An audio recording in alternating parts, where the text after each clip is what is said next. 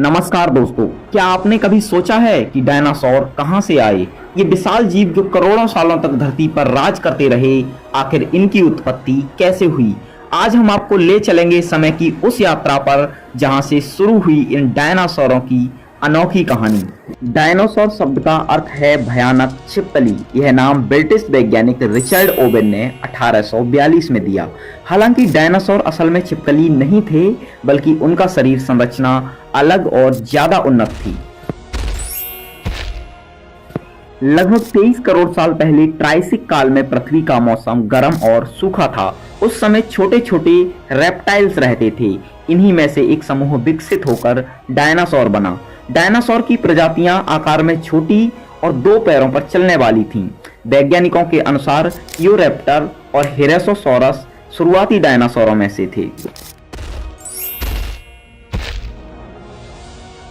इसके बाद आया जुरैसिक काल। 20 से 14.5 करोड़ साल पहले के समय को जुरैसिक काल कहा जाता है। जुरैसिक काल में डायनासोरों का असली साम्राज्य शुरू हुआ। इस दौर में पृथ्वी का मौसम नमी वाला और हरा भरा था।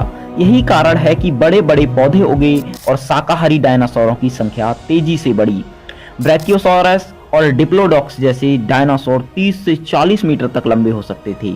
वहीं दूसरी ओर मांसाहारी डायनासोर भी विकसित हुए जो झुंड बनाकर शिकार करते थे। इसके बाद आया क्रेटेशियस काल। आज से 14.5 करोड़ से 6.5 करोड़ साल पहले के समय को क्रेटेशियस काल कहा जाता है। क्रेटेशियस काल डायनासोरों का सबसे विविध और खतरनाक दौर था। यहीं पर सबसे मशहूर डायनासोर टिरेनोसोरस रेक्स यानी टी-रेक्स रहा।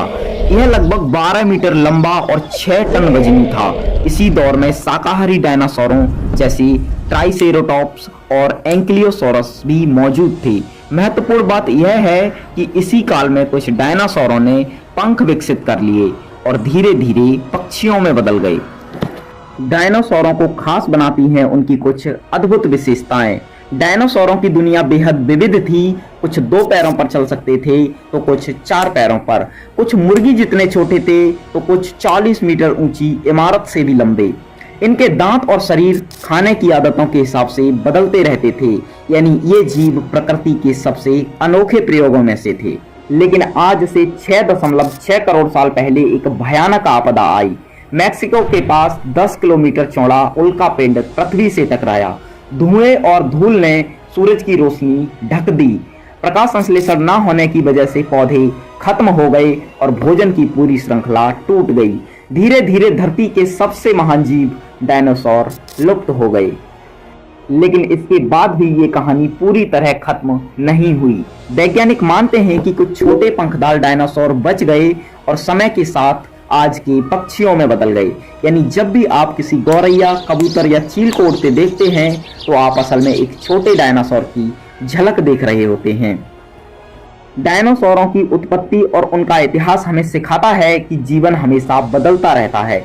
तभी ये जीव धरती के शासक थे, लेकिन समय और प्रकृति ने इन्हें भी हरा दिया। आज उनकी विरासत पक्षियों के रूप में हमारे चारों ओर मौजूद है और डायनासोर हमें याद दिलाते हैं कि प्रकृति के सामने सबसे महान जीव भी स्थायी नहीं रहे।